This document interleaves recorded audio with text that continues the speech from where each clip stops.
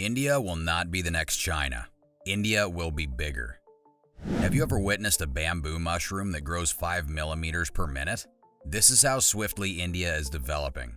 India's economy is expanding quite quickly. There have been rumors that it might surpass China. Do the rumors hold up? If yes, how? And if not, how? We will discuss this in this video. So let's get started without any hemming or hawing. The next Asia miracle is at hand, i.e., India will surpass China. India has the potential to become the next China. India's demographic advantage positions the country to be one of the world's fastest growing economies, if not the fastest. India now has 1.4 billion people, which is a little fewer than China. India is anticipated to have 1.7 billion people by 2050, making it the most populated country. With that population, India's economy should develop at a rate of 6 to 7% during the following 10 years. We think India will overtake Japan and Germany to become the third largest economy in the world by 2027.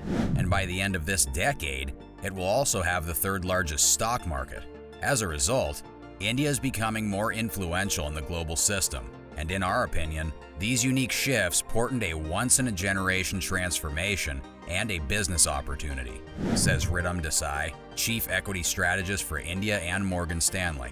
You must be thinking, why am I so confident in saying that India will be the next China? Well, there are various reasons for that. Let's get into specifics for that. Global offshoring builds a global workforce. Since the early days of the internet, businesses all over the globe have outsourced to India services like software development, customer care, and business process outsourcing. However, the notion of India serving as the world's back office is currently gaining new impetus as a result of tighter global labor markets and the advent of remote work arrangements. As corporate tax cuts, investment incentives, and infrastructure expenditures encourage capital investments and manufacturing, India is also in a position to become a global factory.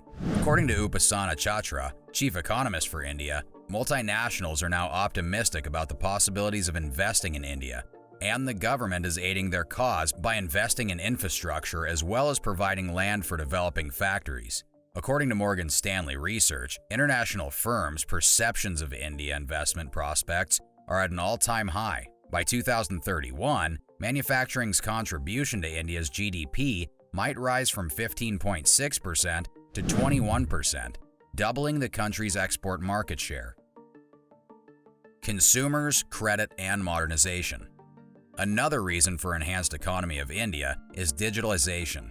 With the introduction of a national identity scheme called Aadhaar, more than 10 years ago, India started laying the groundwork for a more digital economy. Among other advantages, the system generates biometric IDs to prove residency and plays a major role in digitizing financial transactions. This project is currently a component of India Stack, a decentralized public utility that provides an affordable, all-exclusive digital identification, payment, and data management system.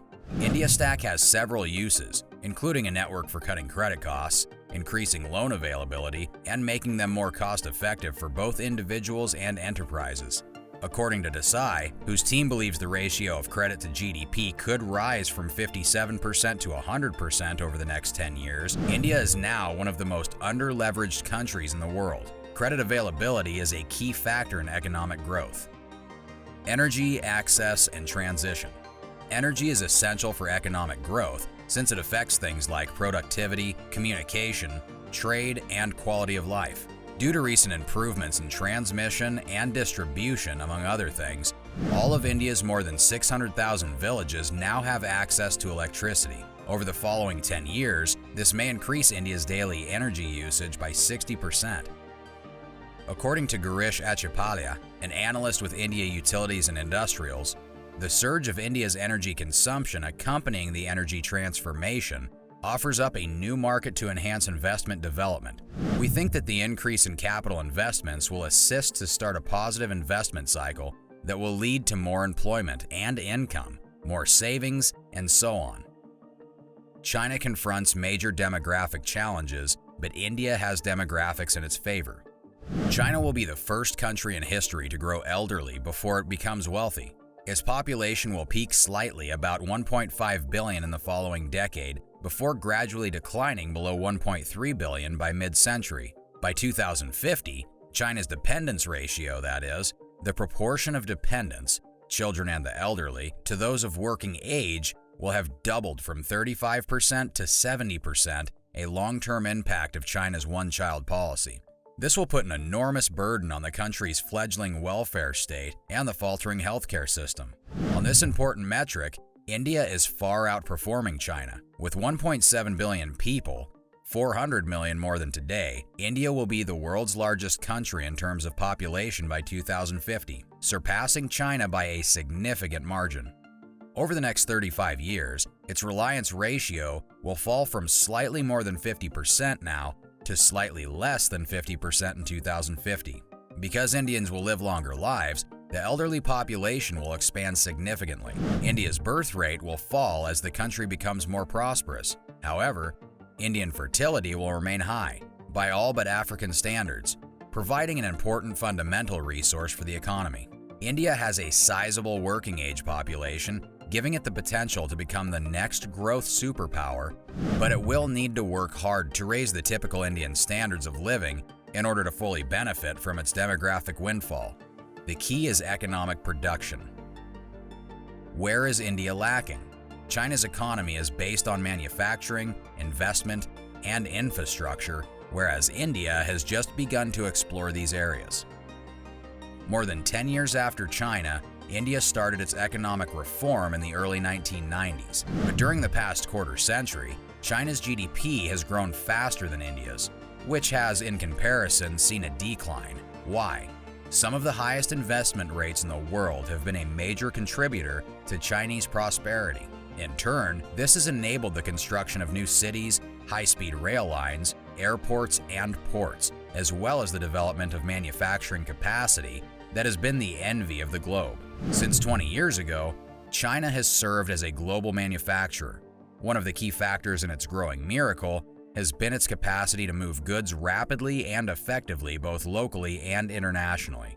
India is currently far behind China on each of the three fronts. India invests roughly 30% of its GDP, compared to China, which invests about 50%.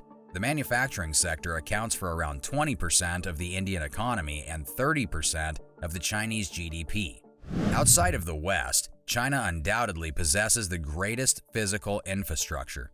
India now more closely resembles the developing nation that it still is. Across segments, transportation infrastructure is constrained by capacity issues. India has severe capacity restrictions as a result of its clogged roads, lengthy freight train delays, slow and inefficient port turnaround times, and rapidly expanding yet highly concentrated airport industry. Rail, road, port, and airport projects frequently experience major delays and expense overruns as a result of land acquisition challenges, which puts them at a serious risk. Unemployment. Even though the economy is expanding quickly, unemployment is still a problem in both rural and urban regions. Unskilled employees have been left behind by the rapid economic expansion, and they have had difficulty finding employment in expanding industries. The official unemployment rate in 2017 was a little under 5%, but according to an OECD report, more than 30% of Indians between the ages of 15 and 29 do not have jobs, are not in school, or are not training, NEETs. It results in extreme poverty if the unemployed received little or no government assistance. Despite having a large percentage of English speakers, essential for the contact center sector, India nevertheless has a high rate of illiteracy.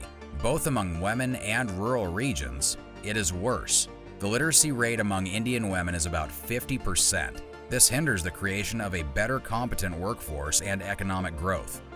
The Indian economy has sought to liberalize the free market, expand economic openness, and boost infrastructure spending since 1991. Due to this, the Indian economy saw fast economic growth and development. The economy still has a number of issues to deal with, though, including corruption, a lack of infrastructure, rural poverty, and low tax collection rates. India would undoubtedly become a powerhouse and surpass China if it can change these. So hope for the best. That was all from our side. If you liked the video, don't forget to give it a big thumbs up. Also, subscribe to our channel so you never miss an update. Moreover, share this video with your fellows. Until next time.